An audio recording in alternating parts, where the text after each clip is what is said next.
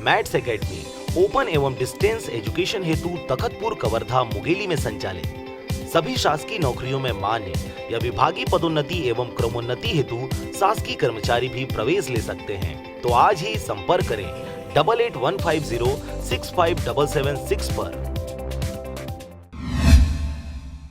बरसात के शुरुआती दिनों में कम बारिश होने के चलते धान बुआई और रोपाई का कार्य काफ़ी प्रभावित हुआ था, जिससे किसान काफ़ी मायूस हो गए थे।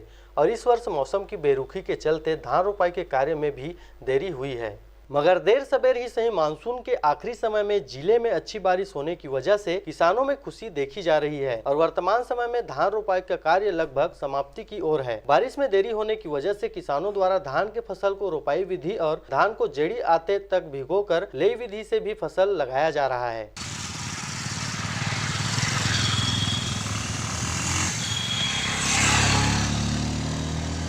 Bureau report RJ रमझाझर।